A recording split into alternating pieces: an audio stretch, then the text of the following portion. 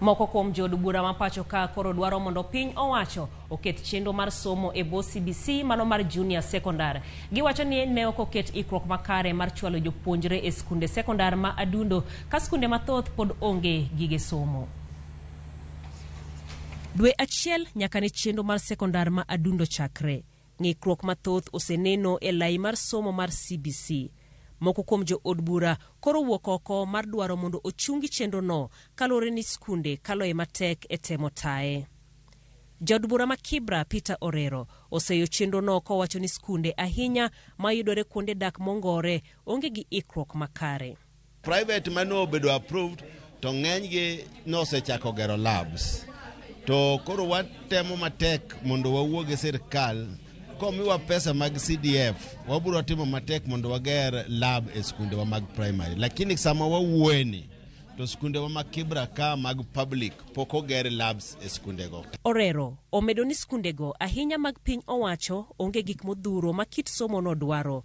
Paro mane osir kod Jood bura ma Mumias East Peter Salasia mowacho ni mano omako thoth skunde mag piny owacho. CBC nyinyi mmesikia saa hii tunalipia watu wa high school, watoto wa high school. Lakini sasa CBC hawa tutawasaidia, hawana classes, hawana walimu, yani wako tu. Jood bura ma Ugunja Opia Wandai koro wacho ni chenro no nyalo biro ketho ngima manyime mar jopuonjre ma koro piny owacho temo godo chenro no. And we cannot continue to experiment with our children.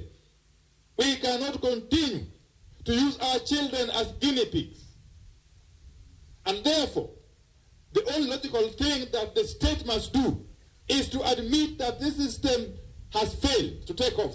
Ka owuoyo e romo e gweng' ma Madungu e kar od bura ma Ugunja, Wandai omedo ni piny owacho nyaka tim nonro e wi chenro no mar somo kalure bende gi kwan jopuonjre ma pok odonjo e junior secondary nyaka sani.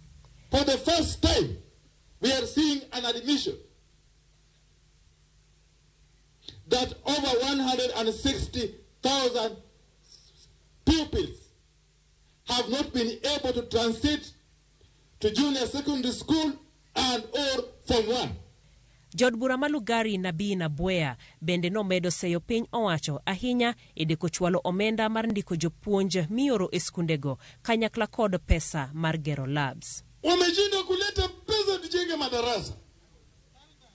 Kazi yao ni kulaumu Uhuru. Yudo ni junior secondary school ni tich matek nikech Kibera ka ne yudo ni class 7 no wan gi jopuonj 2 kata wan gi jopuonj 3 kende. Jopuonj ke japuonjo nyobendo ni puonjo subjects 8.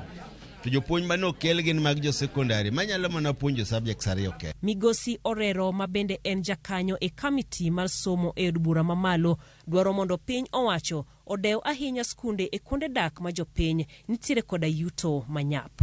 Ne wawuoyo gi TSC mondo gi map out jopuonj ma primary, ma graduates, jo diploma, jo moko nigi masters mondo gi post gi e junior secondary. Pod mane weche mag somo eni